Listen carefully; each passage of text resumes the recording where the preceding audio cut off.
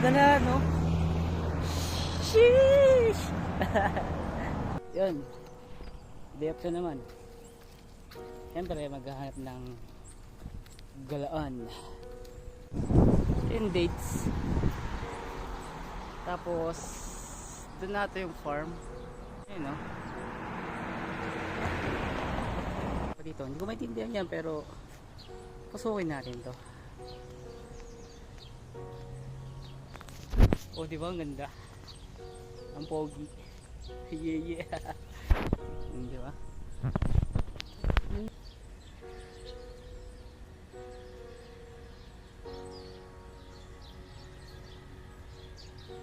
Oh, di ba?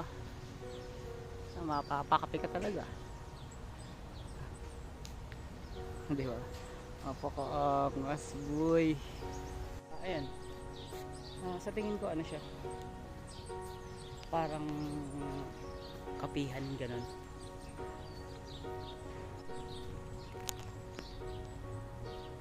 Parang ginawa to para ano, mag-unwind yung mga tao. Ganun dapat. Tinatawag niya ng balanse. O, diba? Ang ganda mag-unwind sa mga gantong lugar. Oh. Kulang na ng beach. Yeah.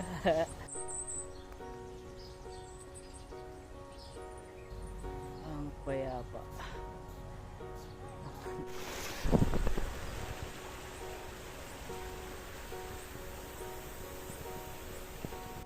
Oh, may pamois pa sila. Mas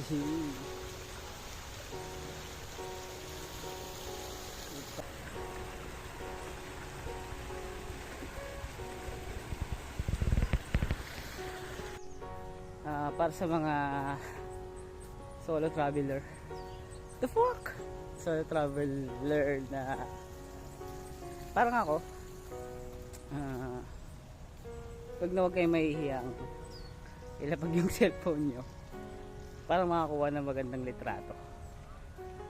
Kahit madaanan kayo ng mga tao. Sheesh! Ito ata yung sabsaban na sinasabi nila. Mga sinuunang bahay. Check natin. Nag-enjoy ko na magdala. Ayan. Siguro itong mga sinuunang bahay dito. Diba? Angas. Ayan. O, diba? Sa 30 minutes na maglalakad eh. Yan, unwind tayo. Kaya payo sa inyo, gawin nyo yung mga ganong bagay-bagay kahit na busy-busy kayo. Singit nyo, yeah. Parang pakiramdam ko mas maganda dito pag gabi na. Kasi ayan, no? Balikan ko tumama yung gabi. Yeah. Yon, sabi ko sa inyo, babalikan natin. So ito na siya.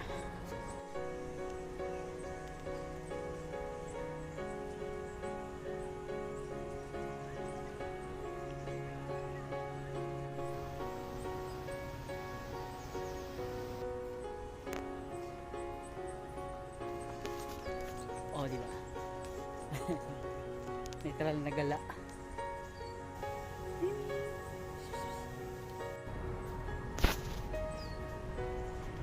Ito mga sa Saudi pala.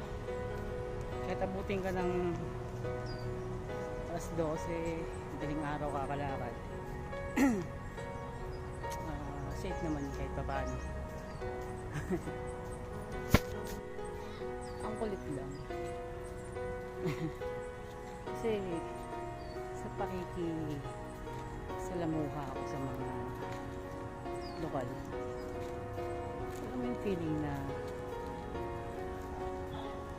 ano, sa kasuotan pa lang eh, lakas makagalang ba, yung tipong balot na balot sila, tapos ako ang ina naka-shirt lang,